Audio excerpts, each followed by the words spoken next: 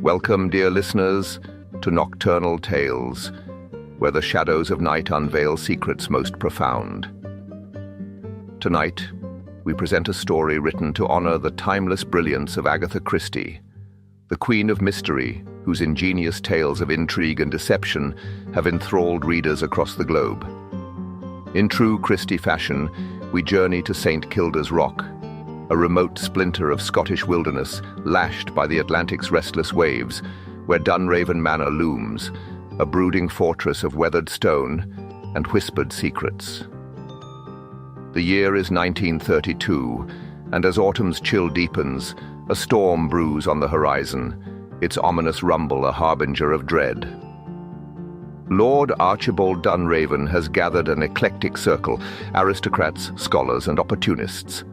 Into this tempest steps Hercule Poirot, the inimitable Belgian detective, his sharp mind poised to untangle a web of lies.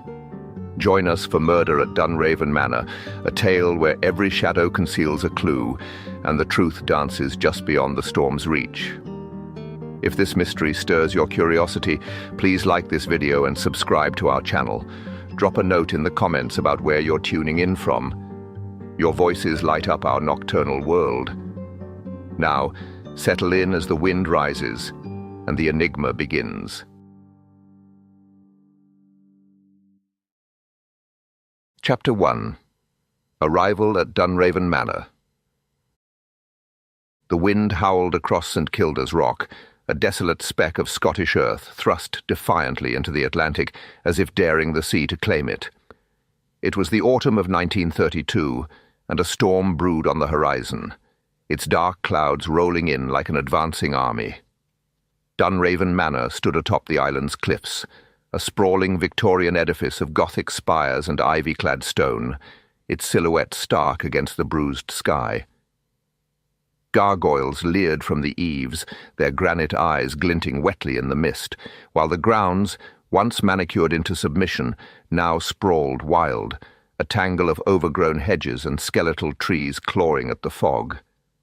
The isolation was palpable, a heavy shroud that pressed against the soul, and within it, the manor waited, grand yet foreboding, its secrets whispering through the creak of its ancient bones.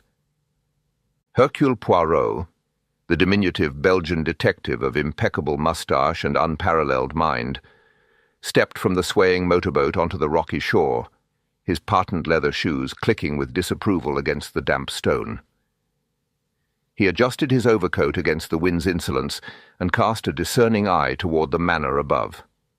He had been summoned by Lord Archibald Dunraven, a reclusive millionaire whose passion for rare artifacts rivaled Poirot's own love of order. The invitation had promised the unveiling of a Mesopotamian relic, a treasure of such antiquity and value that it warranted the presence of a man of Poirot's distinction. Yet, as he ascended the winding path, the air thick with salt and unease, Poirot sensed that this weekend would demand more of him than mere admiration. At the manor's great oak doors, Mr. Higgins, the butler, awaited, a tall, stoop-shouldered figure whose lined face bore the weight of years in service.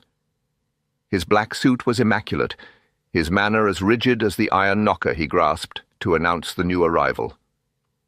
"Monsieur Poirot," he intoned, his voice a low rumble, "Lord Dunraven bids you welcome. The others have already arrived." With a creak that echoed through the cavernous hall, the doors swung inward, revealing a world of shadowed opulence. The entrance hall was a study in grandeur, velvet drapes in deep crimson-framed tall windows, their panes rattling under the storm's assault. A marble fireplace roared, casting flickering light across a chandelier that glittered like a constellation trapped in crystal.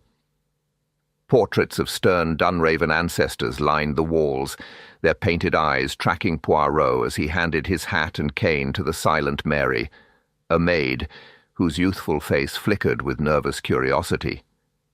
The air was thick with the scent of polished wood and wax, yet beneath it lingered something colder, an undercurrent of tension that Poirot's keen senses could not ignore. Lord Archibald Dunraven emerged from the drawing-room, a figure of imposing presence despite the slight stoop of age. His silver hair gleamed under the gas lamps, and his sharp blue eyes carried the intensity of a man accustomed to command. "Monsieur Poirot," he exclaimed, his voice rich with a Scots burr. "I am honoured you accepted my invitation. Come, meet my guests. This relic shall be a triumph for us all." His enthusiasm was genuine, yet Poirot noted the faintest tremor in his hand as he gestured toward the room beyond. Within the drawing-room, the assembled company turned as one, their faces a gallery of curiosity, wariness, and veiled intent. Lady Eleanor Dunraven stood by the fireplace, a vision of icy beauty in a gown of midnight silk. Her auburn hair was swept into an elegant chignon, but her green eyes held no warmth as they met Poirot's bow. "My husband's latest obsession," she said coolly, her tone slicing through the crackle of the fire. "I trust you'll find it worth the journey." The words were polite, yet they carried the sting of a woman long resigned to a loveless cage. Beside her, Captain James Sinclair rose from an armchair, his military bearing undimmed by retirement. His grey moustache bristled as he offered a firm handshake, though his dark eyes flickered with a restlessness Poirot found intriguing. "Archibald and I go back to the war," he said gruffly. "Good to see a man of your reputation join us." His grip was strong, but Poirot sensed a shadow beneath the soldier's stern facade. Next, Dr. Alastair Campbell, a lean man with a physician's steady hands, or so they seemed at first glance, and a scholar's thoughtful brow, inclined his head in greeting. As he adjusted his spectacles, Poirot noticed a slight tremor in his fingers, and a faint, almost imperceptible scent of something medicinal like morphine wafted briefly in the air. Curious, Poirot thought, but not yet significant. "A pleasure, Monsieur Poirot," Campbell murmured, his voice calm as still water. "Lord Dunraven speaks highly of your mind. I suspect we'll have much to discuss." His spectacles caught the light, masking his eyes, yet Poirot marked the quiet confidence of a man at ease with secrets. Miss Clara Fairfax, a young woman with bright hazel eyes and a notebook clutched like a shield, approached with a smile that belied her intensity. "The famous Hercule Poirot!" she exclaimed, her voice tinged with excitement. "I'm here to write about the relic for the Antiquarian Review. What a story this will be." Her eagerness was disarming, but Poirot wondered what depths her curiosity might plumb.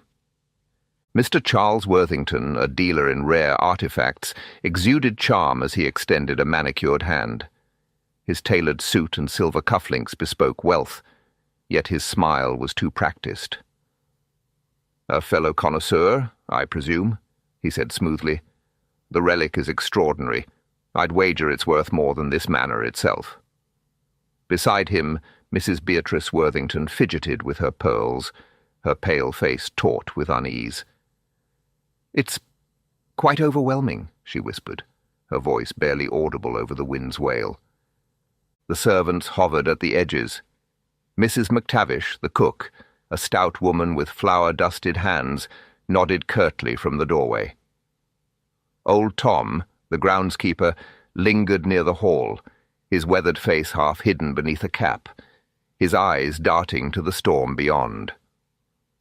The household was complete, a tableau of disparate lives drawn together by Lord Dunraven's prize. Lord Dunraven spoke animatedly of the relic's provenance, his words punctuated by the clatter of silver and the storm's growing fury. Lady Eleanor sat silent, her gaze fixed on some distant point. Captain Sinclair's curt replies hinted at old wounds. Dr. Campbell listened with polite detachment, while Miss Fairfax's questions grew sharper, probing at edges Poirot noted with interest. Mr. Worthington's flattery rang hollow, and Mrs. Beatrice shrank further into herself, her fork trembling. As the clock struck 9, the storm reached a crescendo, its winds shrieking through the chimneys like a banshee's cry.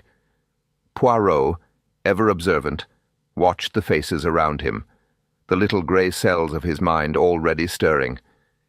He could not yet name the disquiet that gnawed at him, but he knew it was there, a thread of malice woven into the fabric of this night.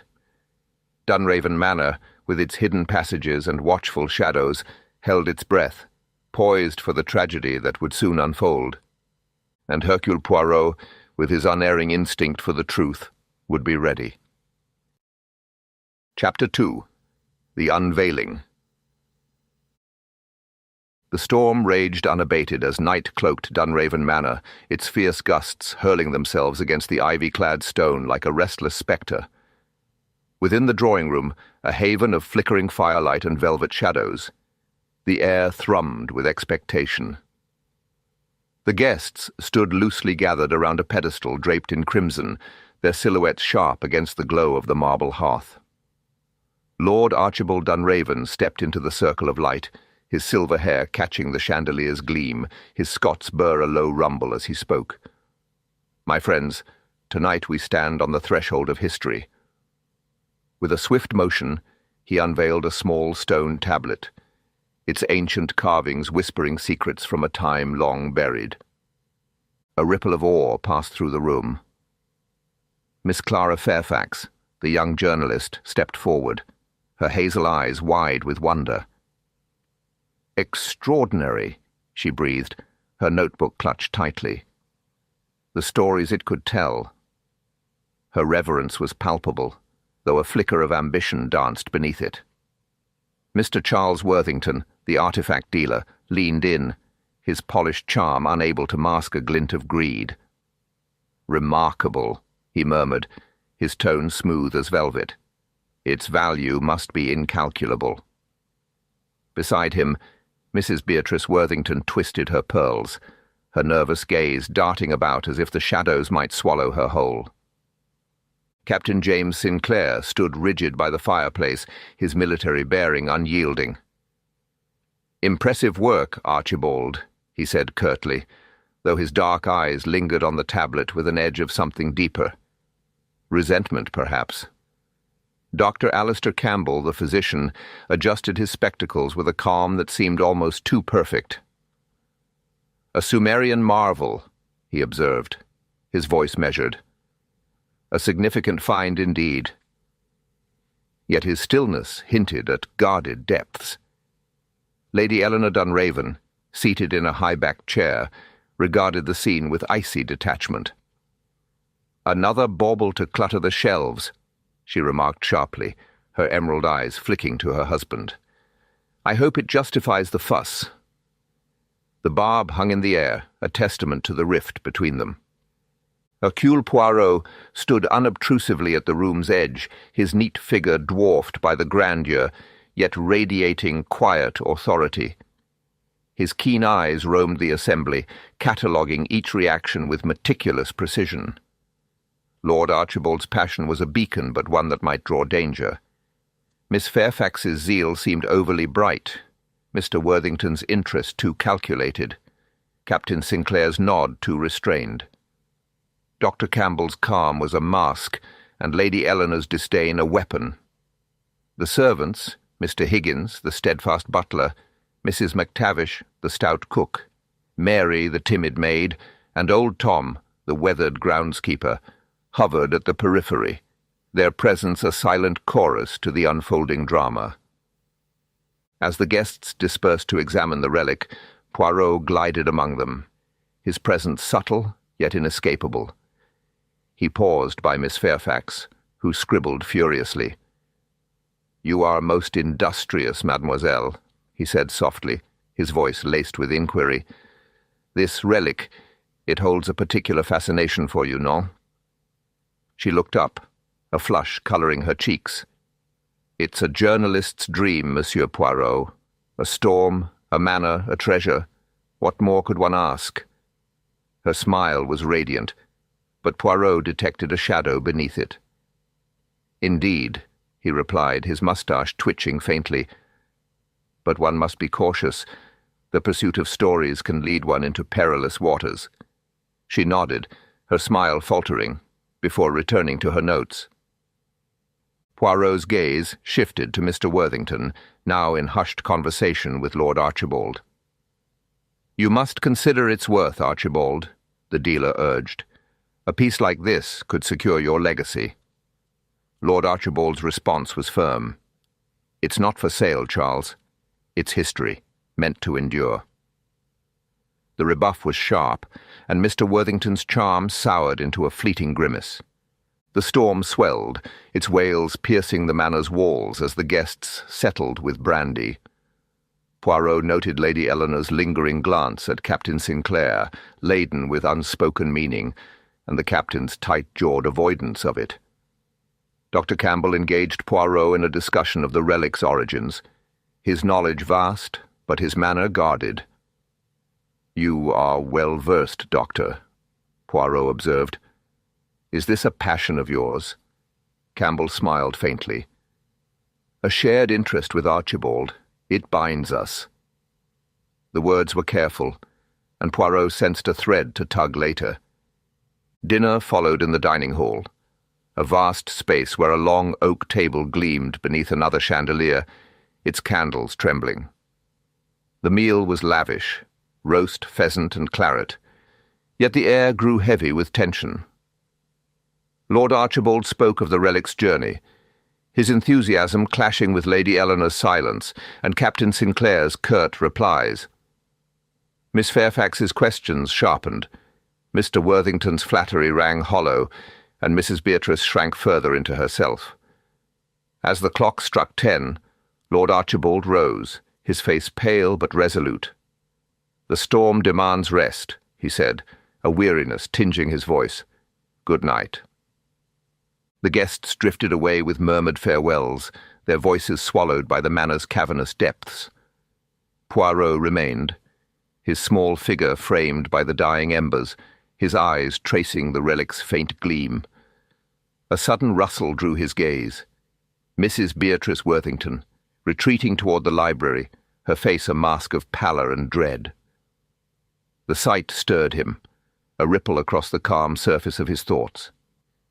Something was amiss in this grand house, something that beckoned his scrutiny. He turned toward his room, the storm's howl a fitting echo to the unease now settling within him. Chapter 3. The Storm and the Crime. The storm descended upon St. Kilda's Rock with a ferocity that seemed to shake the very soul of Dunraven Manor, its clock tolling 10 as the tempest's full wrath broke loose. The wind, a wild and mournful force, tore at the ancient windows, rattling them in their frames and sending tendrils of cold creeping into the grand old house. Beyond the walls the sea roared like a beast unchained, clawing at the cliffs with white-fanged waves, while within the air was thick with the unspoken tensions of the evening. The manor, a sentinel of Victorian splendor atop its rugged perch, stood resolute yet somehow fragile, as if it sensed the shadow creeping closer through the gale. In the dim sanctuary of his study, Lord Archibald Dunraven sat alone, the flickering gaslight casting long shadows across his lined face. The Mesopotamian relic rested on his desk, its carved surface glinting with an almost malevolent calm, a silent witness to the night's disquiet. He reached for the decanter, the crystal clinking faintly as he poured a measure of brandy, the amber liquid trembling in his unsteady grasp. He took a sip, but it did little to ease the weight that pressed upon him, a weight born not just of the storm, but of something deeper, something that had stirred in the hours before. Outside the wind howled on, a fitting chorus to the unease that gripped him. A shadow moved beyond the study door, its presence cloaked by the storm's relentless din. The handle turned with a whisper, and the figure slipped inside, as stealthy as a cat stalking its prey. "What do you want at this hour?" Lord Dunraven demanded, his voice sharp with suspicion as he looked up, his blue eyes narrowing. The intruder stepped closer, their features lost to the gloom. "We must speak," they said, their words taut with intent. Lord Dunraven rose, gripping the desk's edge. "Leave. Now." But the figure advanced, and in one fluid motion produced a coarse rope from beneath their cloak. Lord Dunraven's cry was swallowed by the storm as the rope tightened around his throat, his hands flailing in vain. Within moments, he slumped forward, lifeless, the relic gazing on undisturbed. In the servants' quarters, Mary, the young maid, tossed restlessly beneath her thin blanket. The storm's fury was enough to unsettle anyone, but a deeper disquiet kept her awake, a sense of foreboding that clung to the manor like the ivy on its stones. She sat up, wrapping a shawl around her shoulders, and resolved to check on the household. Perhaps a task would steady her nerves. As she padded through the dimly lit corridors, a sliver of light beneath the study door caught her eye. Lord Dunraven must still be awake, she thought. She hesitated, then knocked softly. Silence answered. She knocked again, louder, but the stillness persisted. A chill prickled her spine, and with a trembling hand she pushed the door open. The sight wrenched a scream from her lips. Lord Dunraven lay slumped over his desk, his face a ghastly purple, the rope taut around his neck. The relic sat beside him, its ancient eyes seeming to mock the scene, untouched and indifferent. Mary's cry pierced the manor, reverberating through its halls and shattering the uneasy slumber of its inhabitants. Footsteps thundered in response, a chaotic symphony of alarm as guests and servants converged on the study. Hercule Poirot arrived swiftly, his small, neat figure cutting through the gathering crowd with an air of quiet command. His keen eyes swept the room, absorbing every detail.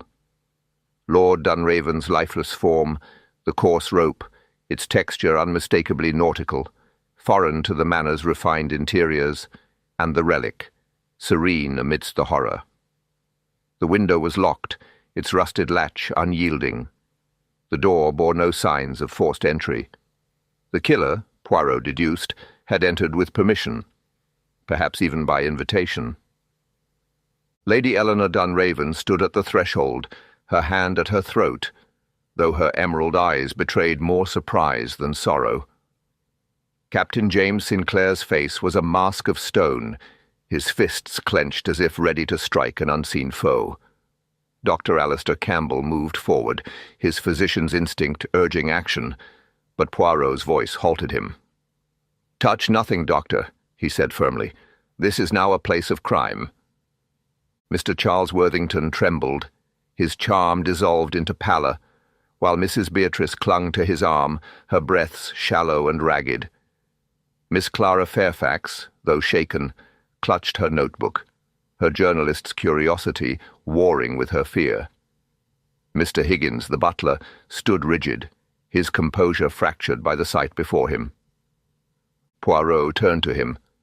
"Secure the manor, Monsieur Higgins. No one leaves until we can reach the authorities." The butler faltered. "The storm, Monsieur Poirot. The telephone line is down. We are trapped." "Then we must act ourselves," Poirot replied, his tone resolute. "The murderer is among us." A heavy silence fell, broken only by the wind's relentless wail. Poirot knelt beside the body, his gloved fingers hovering near the rope. Its roughness and faint scent of salt water and tar spoke of its origin. "This rope," he murmured. "It is not of the household. It comes from the sea. The boathouse, perhaps." Dr. Campbell, peering over his shoulder, noted, "The marks suggest a fierce struggle. He did not go quietly." Poirot nodded, his mind already threading the clues together. He examined the desk, papers scattered, some crumpled in anger, and a half-written note in Lord Dunraven's hand. "I cannot ignore what I have discovered. The truth must—" The sentence broke off, the pen abandoned beside it. What truth had he unearthed? Poirot wondered. Had it been his death warrant? A soft gasp drew his attention. Miss Fairfax lingered at the door, her face pale, her eyes wide. "Monsieur Poirot," she whispered, "is it truly murder?" "It appears so, mademoiselle," he replied, his gaze steady. "But we must wait for the facts to speak." She nodded, trembling. "I was in the garden earlier, despite the storm. I thought I saw someone near the boathouse, a shadow, but it was too dark." Poirot's interest sharpened. "You saw someone? Could you name them?" "No," she admitted. "I thought it might be old Tom, checking the boats, but now—" "Merci, mademoiselle. That is most valuable." The boathouse again, linked to the rope. A thread was forming, one he would follow. He guided her to the drawing-room, where the others waited in tense silence. Lady Eleanor sat apart, her expression unreadable. Captain Sinclair paced, a caged lion. Dr. Campbell spoke softly to Mr. Worthington, who seemed on the verge of collapse. Mrs. Beatrice had retired, attended by Mary. Poirot addressed them. "Mes amis, a grave crime has occurred. Until the storm subsides and we can summon aid, I must ask your cooperation. I will speak with each of you in turn. For now, return to your rooms and refrain from discussion. Clarity is our ally." Murmurs followed, but they obeyed, dispersing with heavy steps. Poirot glimpsed old Tom in the hall, his weathered face etched with worry, and marked him for questioning. Poirot lingered in the study, the door shut against the murmurs of the household beyond. The room lay still, a grim stage where death had played its part. The air heavy with the mingled scents of brandy and the sea's faint, briny echo. He bent once more beside the body, his sharp eyes tracing the rope's rough coils, its texture so at odds with the study's polished elegance. A single strand, fine as a spider's thread, dangled from the desk's corner, a mute clue to the violence that had unfolded. He straightened, his mind alive with questions that darted like shadows in the storm. The rope, the boathouse, the figure glimpsed in the garden. Pieces of a riddle yet unsolved. Hercule Poirot, however, was not one to shrink from such a challenge. With a final measured look at the scene, he stepped to the door, the soft click of its closing lost in the wind's ceaseless wail. Outside, the tempest battered on, a wild symphony to the night's dark drama. But within Dunraven Manor, a subtler storm was rising, one woven of secrets and suspicion. The truth lay hidden, coiled tight as the rope itself, and Poirot knew it would take all his cunning to unravel it before the dawn. Chapter 4. The Investigation Begins. The storm's relentless howl battered St. Kilda's Rock as a pale dawn struggled through the manor's heavy curtains. In the drawing-room, an oppressive stillness hung over the assembled guests, their faces etched with unease. Hercule Poirot stood by the hearth, his compact figure a calm anchor amid the restless shifting around him. His keen grey eyes moved from Lady Eleanor's poised elegance to Captain Sinclair's stiff posture, Dr. Campbell's quiet composure, and Miss Fairfax's trembling fingers, each a study in concealed truths. The crime that bound them here loomed unspoken, its weight palpable in the air. Poirot stepped forward, his voice a measured thread cutting through the tension. "Mes amis, we are trapped by both storm and sin, and I shall uncover the truth through your words. Let us begin, for the devil hides in the details." Lady Eleanor Dunraven sat in a high-backed chair by the fire, her black silk gown accentuating her auburn hair, pinned with austere precision. "Madame," Poirot said, his tone soft yet probing, "you retired early last night, oui? A headache, I understand. Tell me of your evening." Her emerald eyes met his with cool defiance. "I left the dining hall after dinner. The wine and relic chatter were tiresome. I sought my room, closed the door, and stayed there. The storm drowned all else." Her words were crisp, a shield against intrusion. "No sounds reached you? No footsteps, no cry from the study?" Poirot tilted his head, his mustache quivering faintly. "None," she replied, her voice steady. The wind was a banshee, Monsieur Poirot. It swallowed everything. Her composure was flawless, yet a shadow, relief or calculation, flickered in her gaze. "And your marriage?" he ventured. "It was perhaps not a union of great affection." Her lips tightened. "An arrangement, nothing more. Archibald had his relics and charities. I had my solitude. His death frees me, perhaps, but little else changes." Her tone was dismissive, but Poirot caught the lie beneath. "Merci, madame," he said with a slight bow, stepping back. Cold ambition. Inheritance, perhaps. Next, Poirot approached Captain James Sinclair, standing by the window, his soldier's frame rigid, hands clasped behind him as he stared into the storm.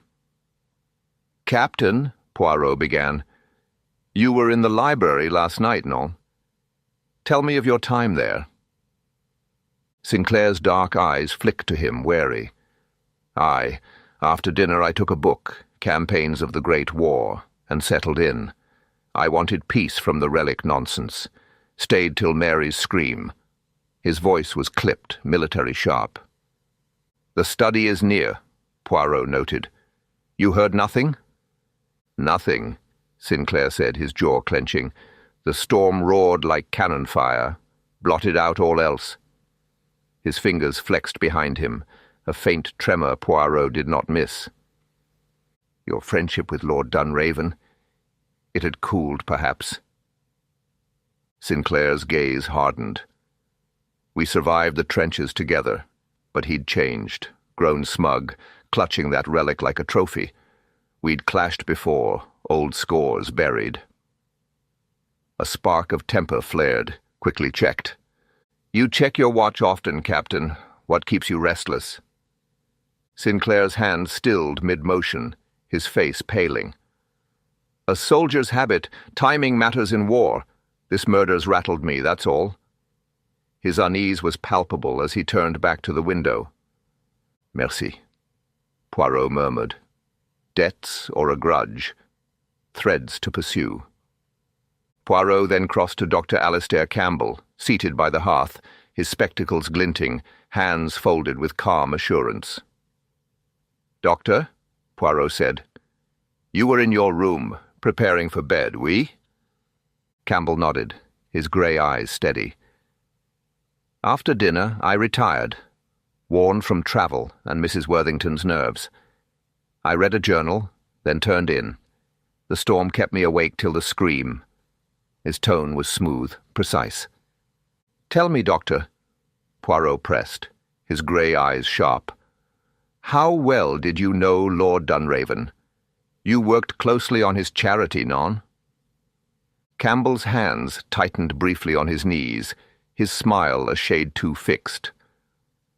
"We shared a passion for the charity's work," he replied, his voice smooth but his eyes flickering, as if guarding a secret.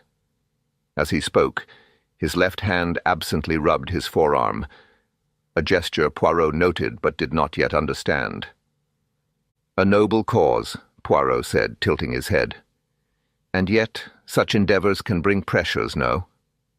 A faint scent of something medicinal, a whiff of laudanum, perhaps, drifted toward Poirot, though he dismissed it as a physician's natural aura. Campbell adjusted his spectacles, his tone steady once more. "Archibald's loss is a tragedy," he said, sincere yet threaded with tension Poirot could not ignore.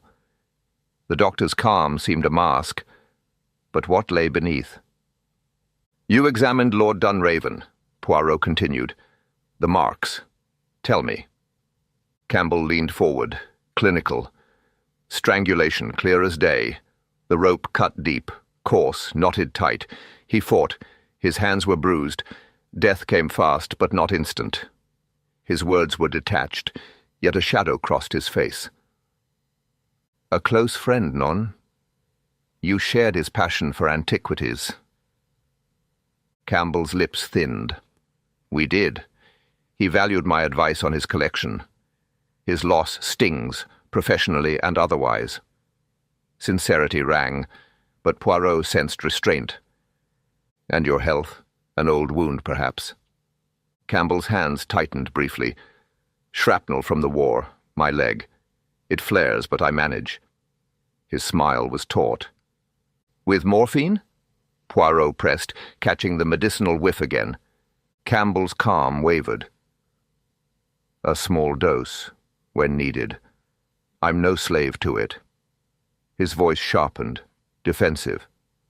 Merci, Poirot said, stepping back. Too polished. Embezzlement? Or something darker? Poirot's gaze shifted to Miss Clara Fairfax, perched on a sofa, clutching her notebook, her hazel eyes darting nervously.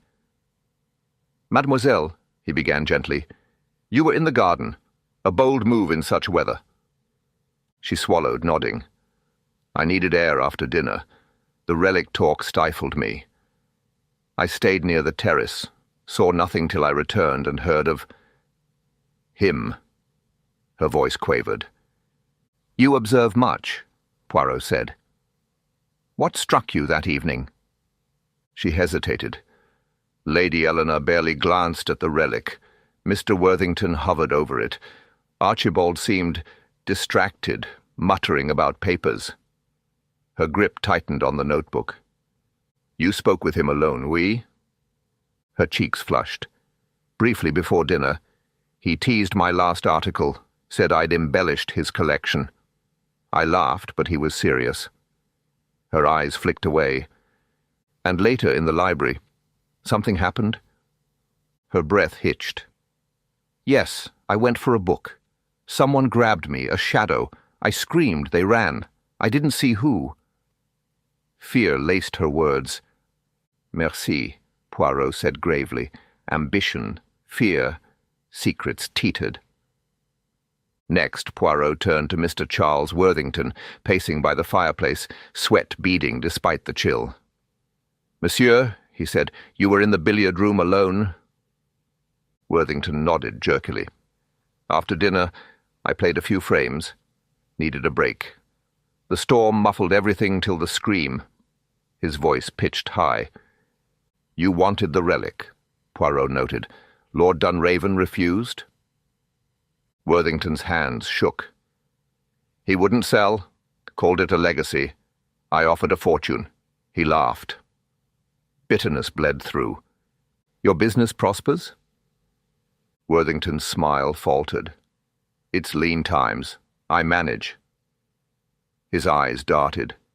Merci, Poirot said. Desperation, a motive to watch. Poirot then approached Mrs. Beatrice Worthington, twisting her pearls, tears in her eyes. Madame, he said kindly, you were knitting here? Yes, she whispered. By the fire. The storm scared me. I stayed till the scream. Your distress, it runs deeper? She dabbed her eyes. This place. Charles dragged me here. I loathe it. Her hands fluttered. Merci, Poirot said. A fragile lie, perhaps an affair. Finally, Poirot addressed the servants by the door. Mr. Higgins, pale, said, I was in the pantry, polishing silver with Mrs. McTavish and Mary. The cook nodded stoutly, and Mary shuddered. I found him. Old Tom, the groundskeeper muttered. Saw a shadow by the boathouse earlier. Couldn't tell who. Merci, Poirot said, his mind whirring. Poirot retreated to the study, the silence wrapping around him like a cloak. The desk lay cluttered with papers, the air still tinged with the faint, elusive scent of laudanum, a whisper of something yet unexplained.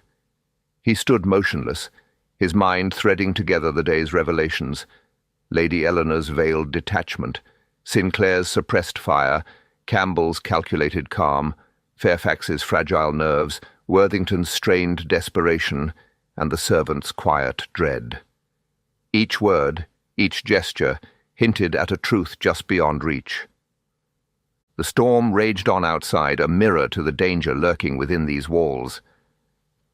Poirot's gaze hardened as he turned toward the door, his certainty growing. The killer was near, and the next move must be his own. Chapter 5. secrets and suspicions. The storm's relentless assault battered Dunraven Manor, its wails threading through the night like a harbinger of doom. Hercule Poirot stood motionless in the study, his piercing gaze cutting through the dimness, where shadows clung to the walls like silent conspirators. The air hung heavy with the musk of burnt embers and secrets yet untold, drawing his meticulous mind into the web of the evening's dark enigma. His keen eyes, sharp as a falcon's, swept the room once more, missing nothing. The desk bore the chaos of Lord Dunraven's final moments, scattered papers, a pen abandoned mid-thought, a half-written note proclaiming, "I cannot ignore what I have discovered. The truth must—" The words broke off, a silent testament to an interrupted revelation. But it was the fireplace that drew Poirot's attention now.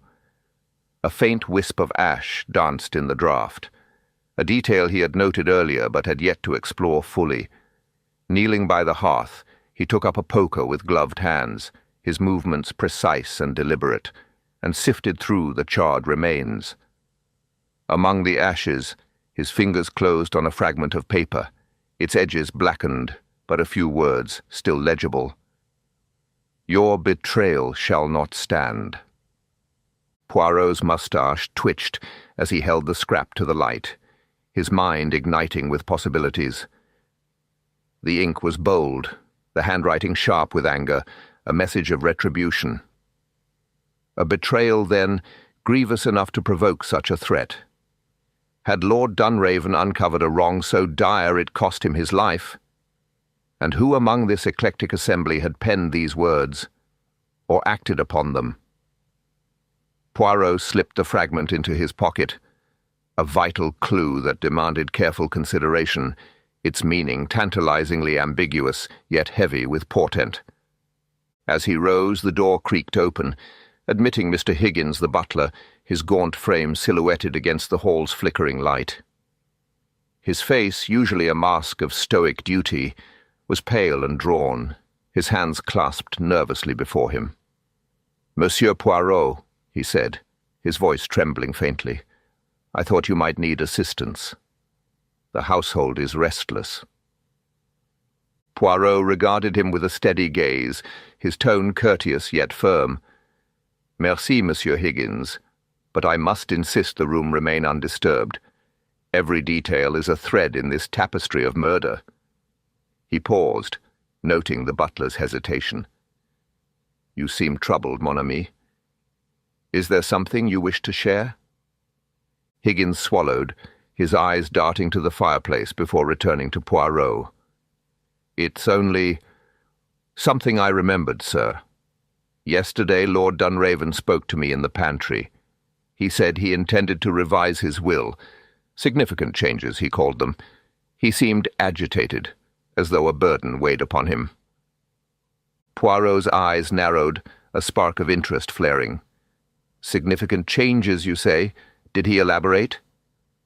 "No, sir," Higgins replied, shaking his head.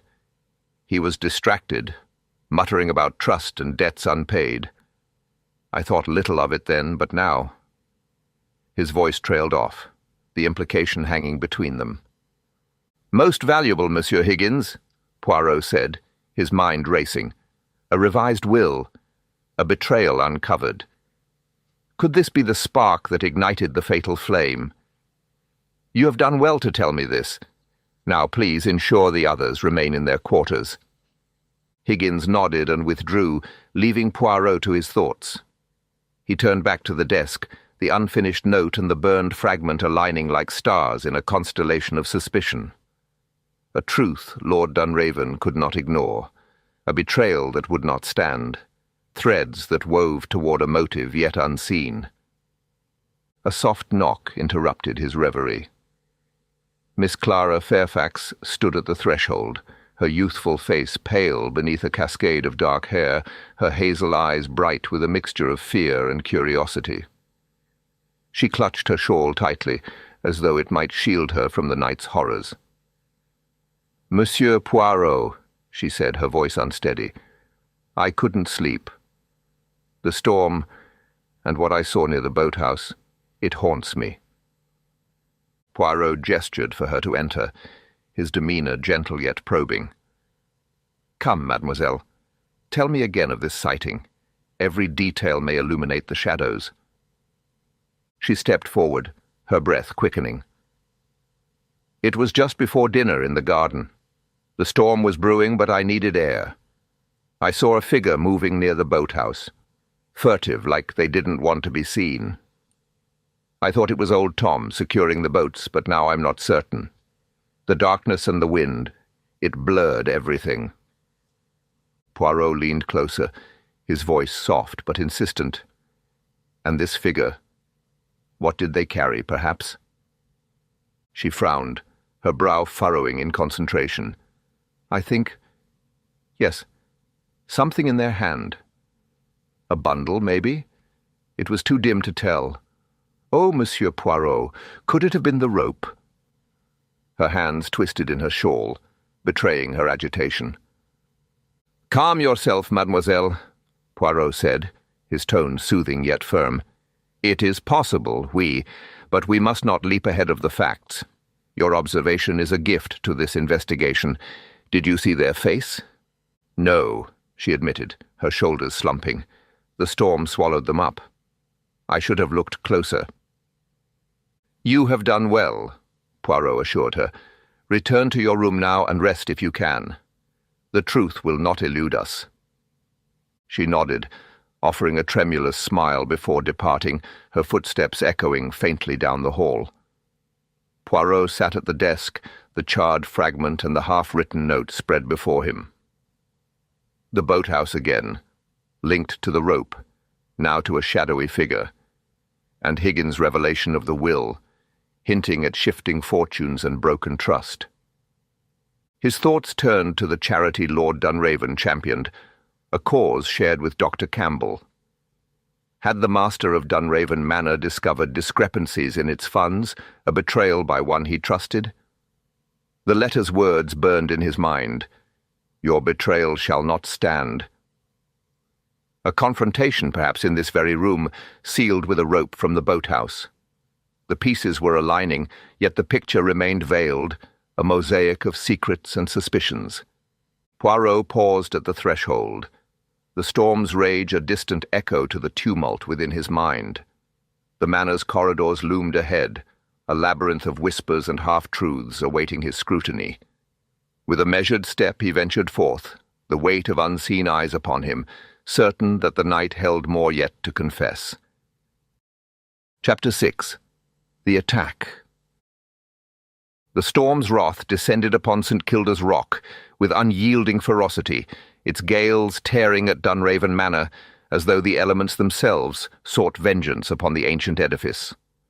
The night had deepened, wrapping the isolated estate in a shroud of darkness, pierced only by the wind's mournful lament, a sound that seemed to echo the unease festering within its walls. Hercule Poirot had withdrawn to his chamber, yet sleep eluded him. His mind, sharp and restless, turned over the day's shadows. Whispers of secrets half revealed, threads of treachery yet unwoven. Across the corridor, Miss Clara Fairfax paced her room, her movements betraying a disquiet that matched the tempest without. The storm's ceaseless howl rattled the panes, conjuring anew the fleeting figure she had glimpsed near the boathouse, a phantom swallowed by the tumult, yet its memory clung to her like a chill she could not shake. What had she truly seen? The question gnawed at her, a splinter of doubt driving her from the safety of her chamber.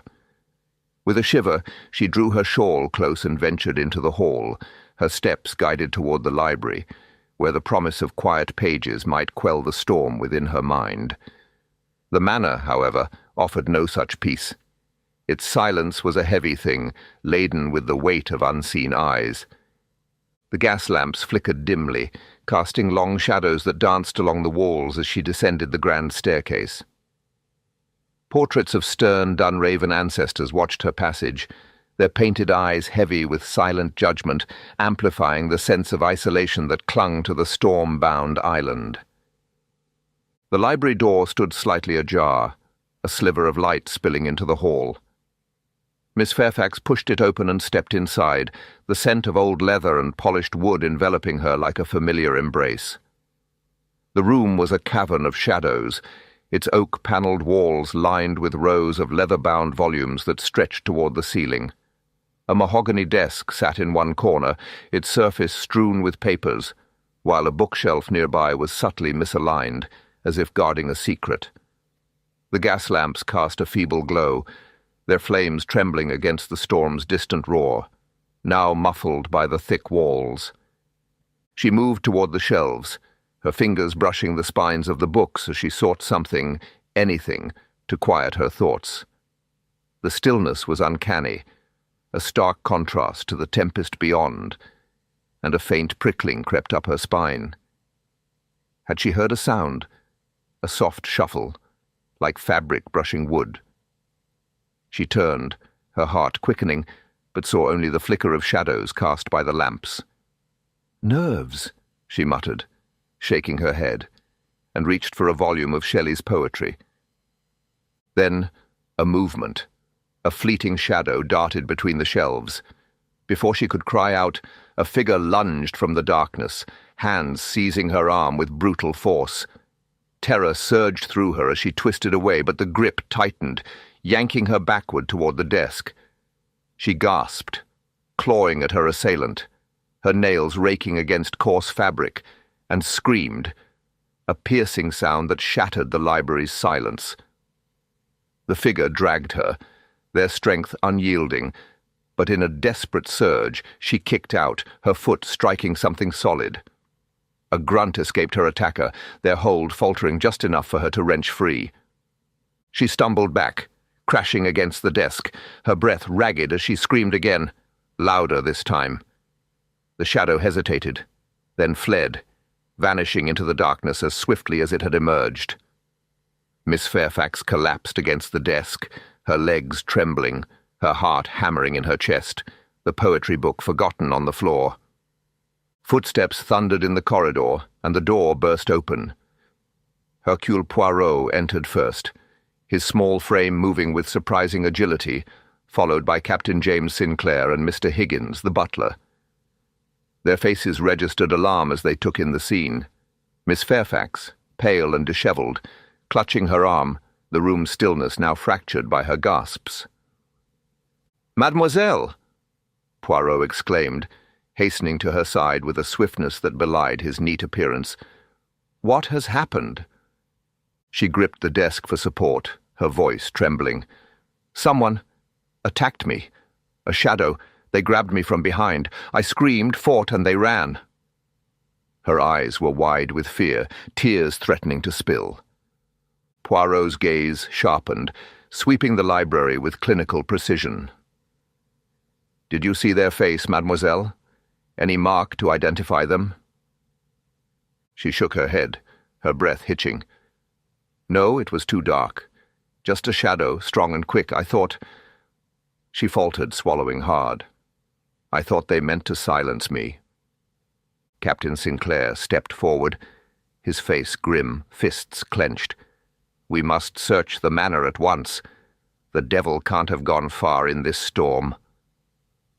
"Non, Captain," Poirot interjected, his tone calm yet commanding as he raised a hand. "A search now would be futile. The storm and the manor's labyrinth offer too many hiding places. The killer is cunning. They will have melted into the shadows. We must instead seek what they have left behind." He turned to Miss Fairfax, his expression softening. "You are safe now, mademoiselle. Tell me all, from your entry here."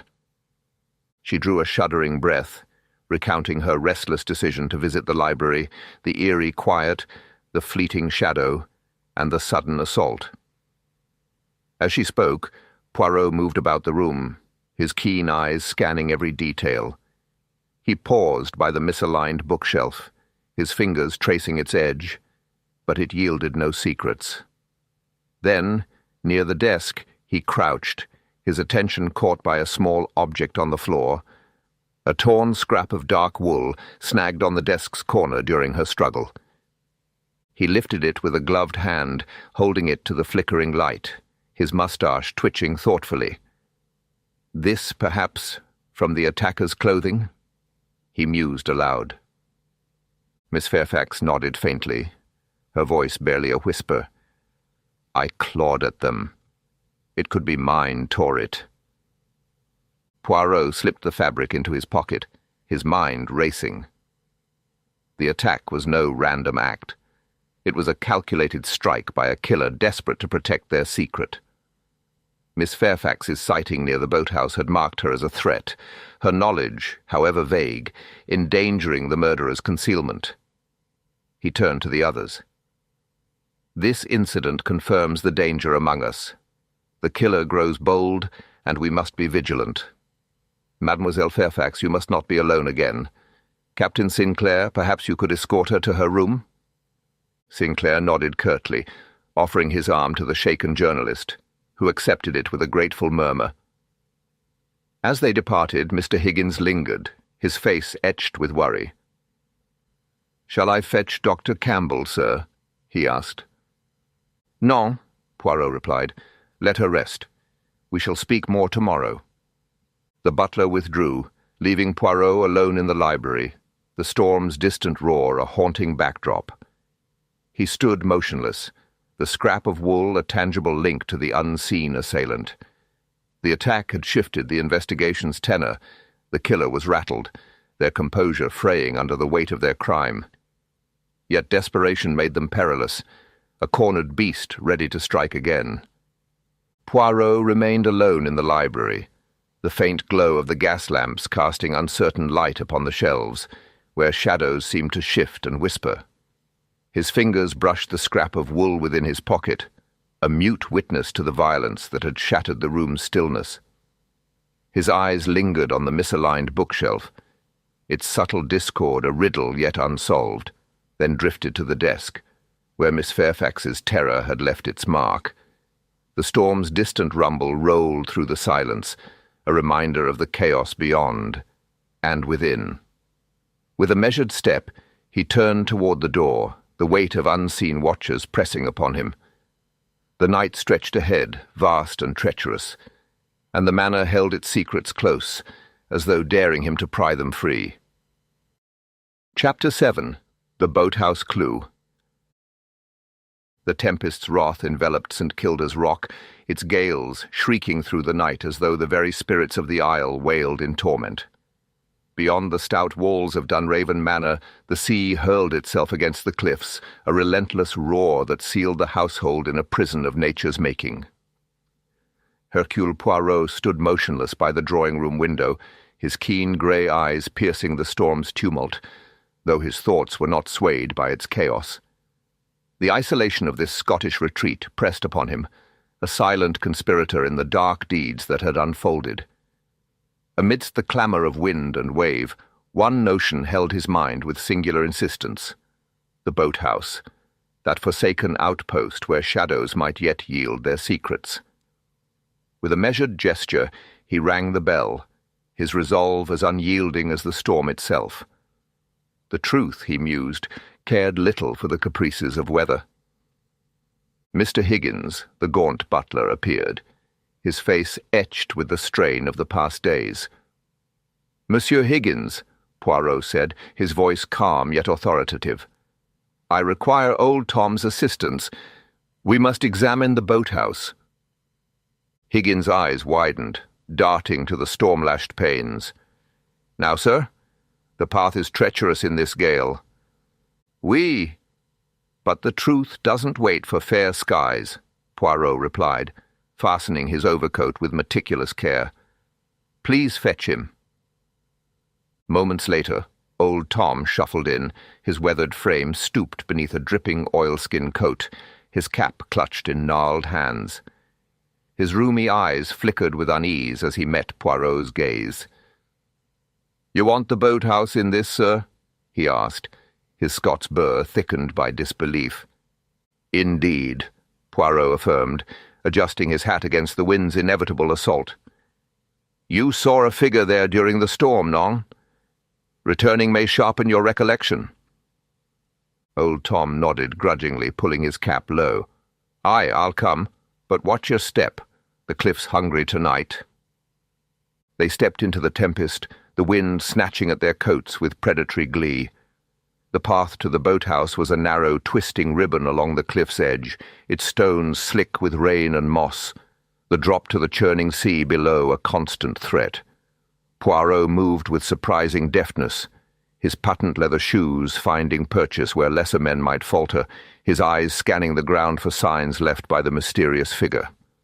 Old Tom led the way, his lantern swinging wildly, its feeble light casting eerie shadows among the tangled hedges that flanked their route. The boathouse emerged from the storm's shroud, a squat, weathered structure perched precariously at the water's edge. Its wooden walls groaned under the wind's battering, and the door rattled on its hinges as old Tom wrestled it open. They slipped inside, the air thick with the scent of salt, damp wood, and the faint tang of tar. Ropes hung in coils from pegs along the walls, and a small rowboat rested on its side, its hull glistening wetly in the lantern's glow. The space was dim and cluttered, a haven for secrets. Poirot's gaze swept the room with clinical precision, missing nothing. He moved to a rough-hewn workbench in the corner where tools lay scattered, a hammer, a coil of wire, and a pair of heavy shears, their blades glinting dully in the flickering light. His breath caught as he crouched beside them, his gloved fingers hovering over the shears. There, snagged in the hinge, was a single coarse thread, its fibres unmistakable. "Mon Dieu," he murmured, a thrill of discovery coursing through him. With delicate care he extracted the thread, holding it aloft in the lantern's beam.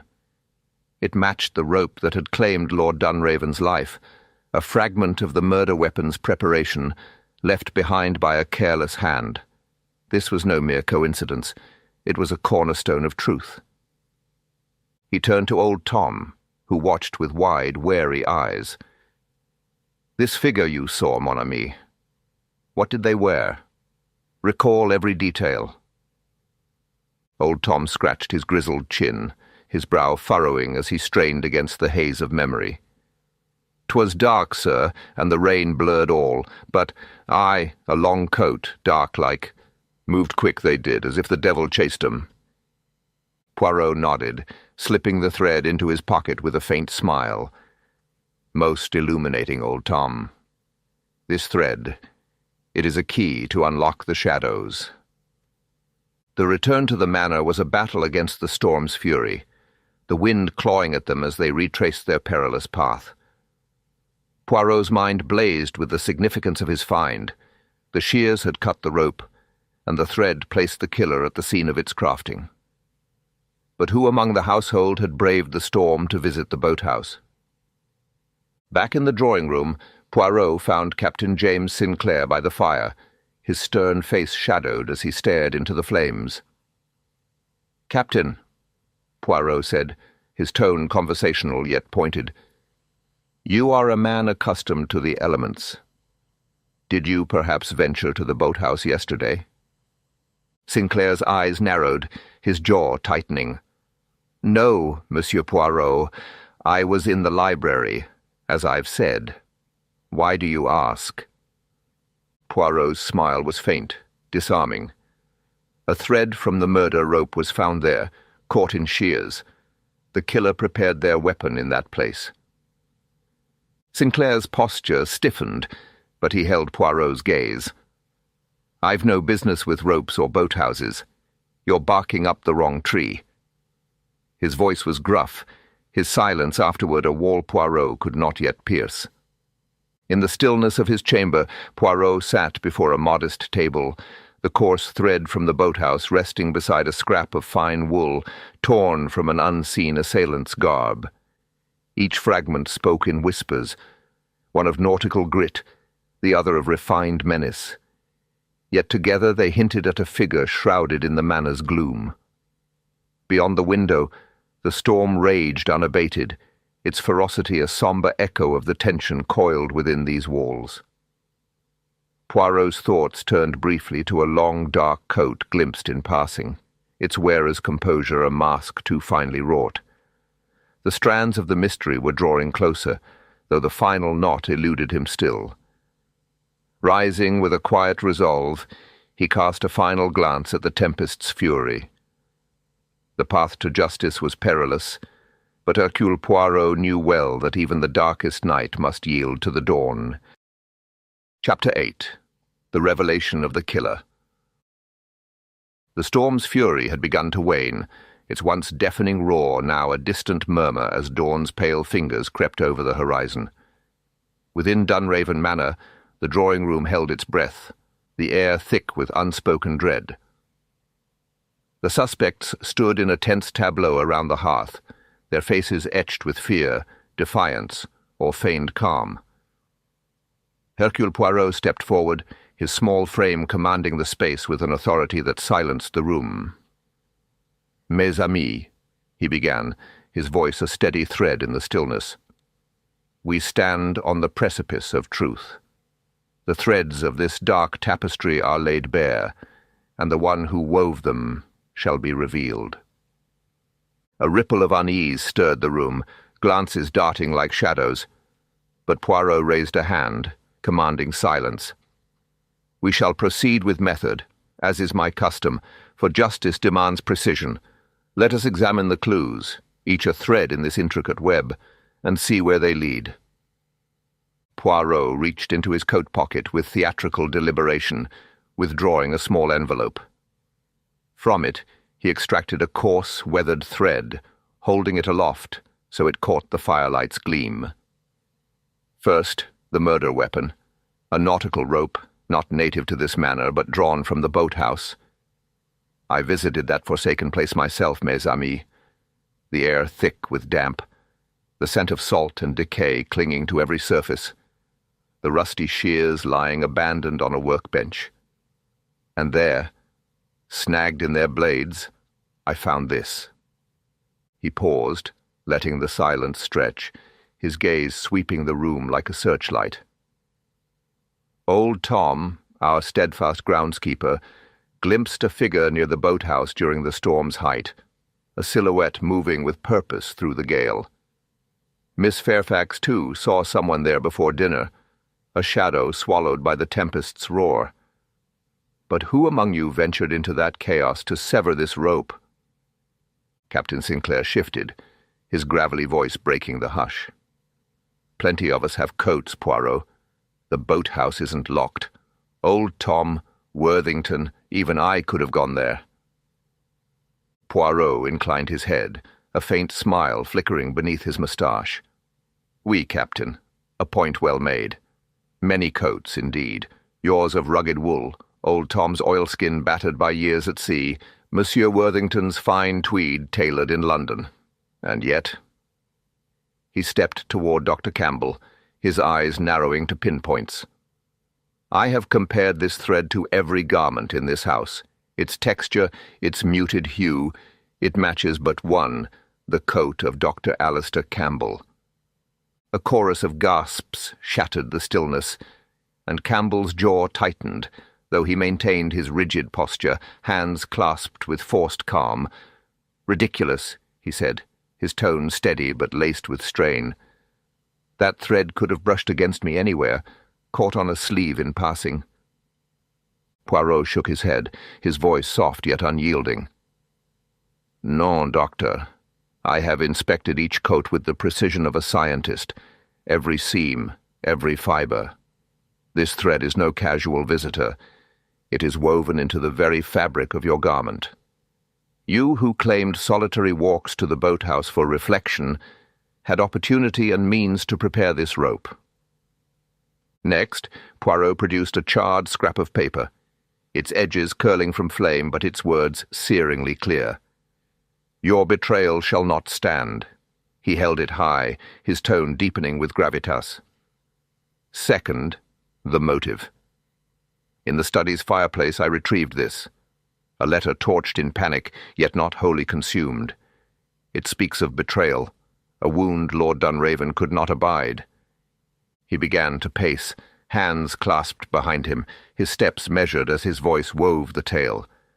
Lord Dunraven devoted himself to a charity, a noble cause he shared with Dr. Campbell, a trusted board member. But what if this altruism hid a festering secret? I have pored over the ledgers, mes amis, pages of figures, meticulously kept, yet riddled with gaps. Funds vanished, disguised with cunning, and Lord Dunraven, on the cusp of a grand donation, uncovered the theft. Mr. Worthington blanched, his voice trembling. I've had debts, yes, crushing ones, but I'd never stoop to stealing from a charity. Poirot pivoted to him, his gaze piercing. Your debts are no secret, Monsieur Worthington, and they gnaw at you. For a moment I considered you. Your desperation might have driven such an act. But these losses— He turned back to Campbell, producing a ledger page marked with red ink. They are subtle, systematic, the work of a mind accustomed to precision. Doctor, you had the access, the skill. These discrepancies trace to your stewardship, and that night Lord Dunraven confronted you with this very page. Did he not? Campbell leaned forward, his spectacles glinting fiercely. This is baseless conjecture. Archibald trusted me. I served that charity with honor.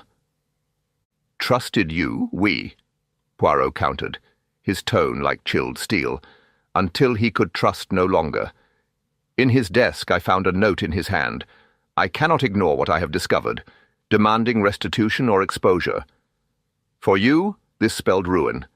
Your finances, your standing, your career, you could not permit it. Poirot's eyes drifted to Miss Fairfax, who shrank slightly, her hazel gaze clouded with fear. Third, the attack on Mademoiselle Fairfax in the library. She saw a figure near the boathouse, a fleeting shape, and the killer feared her memory might sharpen into recognition. He approached her, his voice softening with a rare warmth. Mademoiselle, you described your assailant, strong, swift, yet marked by a subtle limp, a legacy of an old injury. I ask you now, before us all, to demonstrate what you felt. Show us how he moved. Miss Fairfax hesitated, then rose, her hands trembling as she took a step. She mimicked the assailant's gait, a quick stride, then a falter, a slight drag of one leg. It was like this, she whispered. In the dark, when he stumbled against the shelf. I felt it. Poirot nodded, turning to the room. And who among us carries such a mark? A scar of war? Dr. Campbell. He drew forth a scrap of dark wool, holding it beside the thread. In her struggle, she tore this from her attacker, a perfect match to the doctor's coat, the same coat bearing the boathouse thread. Campbell shot to his feet, his composure fraying. This is madness. I was in my room that night. I'd no cause to harm her. Poirot's voice cut like a blade. But you did, Doctor. She saw you near the boathouse, and your fear of exposure drove you to act. The limp, the wool, these are no tricks of chance. The room seemed to hold its breath as Poirot advanced, his small frame towering with authority. And now, the final thread. Throughout this affair, I have watched you, Doctor. At dinner your hands shook as you lifted your glass, a tremor not of nerves, but of need. On your cuff, a faint stain of laudanum lingered, its medicinal tang unmistakable.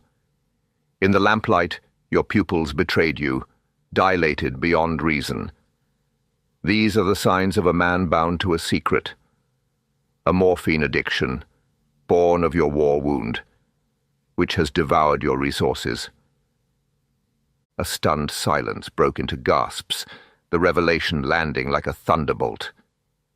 Campbell's face drained to ash, his hands gripping his chair as if to anchor himself. You have no proof, he stammered, his voice splintering. Poirot's smile was faint, triumphant. But I do, Doctor. Recall the night we played cards. Your hands faltered and you excused yourself, a sheen of sweat on your brow. The stolen funds were not mere avarice. They fed this craving. Lord Dunraven's threat imperiled not just your name, but your very lifeline. You killed to protect it." Poirot paused, his gaze sweeping the room once more. "Yet, mes amis, I confess I wavered. Could it have been Captain Sinclair with his soldier's strength and access to the boathouse? None. His coat bore no trace, and his honour, though stern, is intact. Or Monsieur Worthington driven by debt? None again. His losses are too chaotic, not the work of a thief so precise. No, the little grey cells return always to you, Dr. Campbell." Campbell's voice rose, ragged with desperation. "You twist everything. I'm no murderer. I cared for Archibald." "Then why?" Poirot pressed, relentless. "Did you burn that letter? Why did you strike at Miss Fairfax? Why does every clue circle back to you?" Campbell collapsed back into his chair, his spectacles slipping as his resolve shattered. "Enough," he whispered, his voice a broken thread. "It's true, all of it. The pain. After the war, the morphine was my solace. I took from the charity, small amounts at first, to buy it. Archibald found out. He was furious, said he'd expose me. That night, I pleaded, but he turned his back. I went to the boathouse in the storm, cut the rope. I didn't mean to plan it, but when I returned and he scorned me again, I snapped." The confession hung in the air, a raw wound laid bare. Lady Eleanor's stare was arctic, Captain Sinclair's fists clenched, and Miss Fairfax pressed her notebook to her chest, eyes brimming with tears. Poirot turned to Mr. Higgins, his tone calm yet resolute. "Monsieur Higgins, please secure Dr. Campbell in a locked room until the constable arrives. The study, with its sturdy bolt, will serve. Captain Sinclair, your discipline is needed. Stand guard." Higgins nodded, pale but determined. "Right away, Monsieur Poirot." He gestured for Campbell to rise, and the doctor complied, his frame slumped in defeat. Sinclair squared his shoulders, his voice firm. "He won't stir an inch under my watch." "Merci," Poirot said. "And, Monsieur Higgins, provide food and water, nothing more. He is no longer a guest but a prisoner." As Campbell was led away, his footsteps echoing heavily, the room seemed to exhale. The immediate danger quelled, though the night's weight lingered. In the quiet that followed, Poirot observed Lady Eleanor's subtle adjustment of her shawl, her fingers betraying a faint tremble. Captain Sinclair, standing by the door, allowed his gaze to rest on her for a heartbeat longer than propriety allowed, a silent communication passing between them before he averted his eyes, his posture stiffening. Mr. Higgins returned shortly, his voice steady, despite a faint quiver. "The constable will come when the storm lifts, Monsieur Poirot." "Oui," Poirot replied, gazing at the window where dawn's light pierced the gloom. As the last echoes of footsteps faded, Poirot remained, his gaze lingering on the fire's dying embers. The manor seemed to sigh, its secrets exhumed, its shadows retreating with the storm. He turned to the window, where the first rays of dawn pierced the gloom, a quiet harbinger of the justice to come. With a final, measured glance at the room, he stepped into the corridor, the soft click of his heels a steady rhythm against the silence. The night had yielded its truths, but Hercule Poirot knew that the human heart held mysteries yet unsolved. Chapter 9. The Dawn of Truth. The tempest that had raged over St. Kilda's Rock had at last exhausted its wrath, and a tranquil dawn crept over the rugged Scottish Isle, its golden rays piercing the dissipating mists of that autumnal morning. Dunraven Manor loomed atop the cliffs, its Gothic silhouette softened by the tender light, the ivy clinging to its ancient stones, as though reluctant to release its secrets. The sea below whispered faintly, a subdued echo of its former fury, while within the manor's shadowed halls the tumult of suspicion had given way to an almost oppressive stillness. Hercule Poirot stood at the drawing-room window, his diminutive form framed against the vastness beyond, his grey eyes fixed upon the horizon where the clouds parted with a theatrical grace. The murder of Lord Archibald Dunraven was solved. Dr. Alistair Campbell unmasked as the culprit, his confession a grim tale of greed twisted by morphine's cruel grip. And yet, in this quiet aftermath, Poirot felt the weight of truths uncovered, the air thick with the sombre dignity of justice restored. A soft tread at the entrance hall broke his reverie. Mr. Higgins, the steadfast butler, appeared, his gaunt face weary but resolute. "Monsieur Poirot," he said, his voice steady despite the strain of recent days, "the constable has taken Dr. Campbell into custody. The boat from the mainland bore him away at first light." Poirot nodded, his expression grave yet satisfied. "Bon. Justice has been set in motion, Monsieur Higgins. The law will now take its course." Higgins inclined his head, a flicker of gratitude in his eyes. "Your clarity has spared this house further darkness, sir. We are in your debt." Poirot's moustache twitched faintly, a gesture of acknowledgment tempered by humility. "It is the truth that demands service, mon ami, not I, but I am grateful for your assistance." As the butler withdrew, Poirot's gaze fell upon Lady Eleanor Dunraven, who stood at the foot of the grand staircase, her black silk gown stark against her auburn hair, pinned with severe elegance. Her emerald eyes met his, unyielding yet shadowed by a quiet resignation. Though innocent of her husband's murder, the investigation had laid bare her clandestine affair with Captain James Sinclair, a revelation that tarnished her standing and severed her ties to the Manor's legacy. "Madame," Poirot said, approaching with a respectful bow. "You prepare to depart, I presume?" Her lips curved into a wry smile, sharp yet devoid of malice. "Indeed, Monsieur Poirot, this house holds nothing for me now, neither wealth nor warmth. My indiscretions, though not murderous, have cost me dearly. I shall seek a new path, far from these cliffs." Poirot studied her, noting the steel beneath her poise, a resilience forged in adversity. "The future, madame, is a canvas yet unpainted. May you find in it the freedom you sought." She inclined her head, a gesture of acknowledgment rather than gratitude, and ascended the staircase with measured grace, her silhouette fading into the shadows of the upper hall. Poirot turned away, his thoughts shifting to Captain Sinclair, who lingered in the dining room, his stern face a mask of introspection. The captain's gambling debts and old grudges had marked him as a suspect, but his innocence in the murder left him grappling with his own burdens, his connection to Lady Eleanor a wound yet to heal.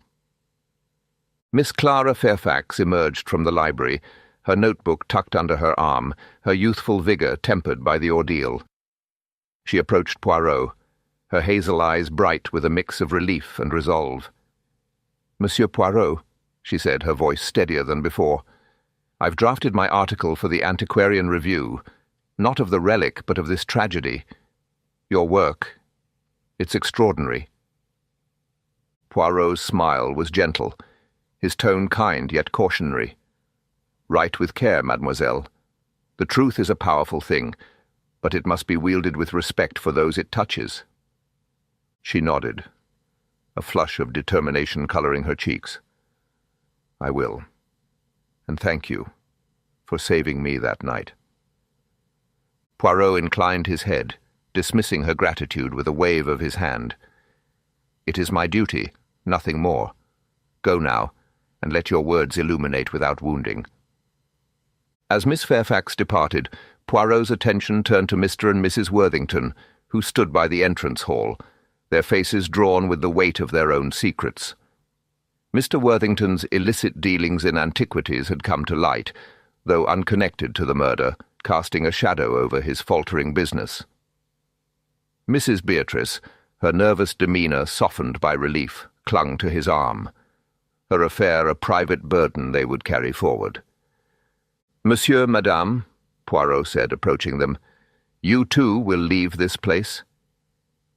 Mr. Worthington nodded, his voice subdued. "Yes, Monsieur Poirot. London calls, and with it, a chance to rebuild, if we can." Mrs. Beatrice's eyes met Poirot's, a flicker of gratitude within them. "Thank you for your discretion," she whispered.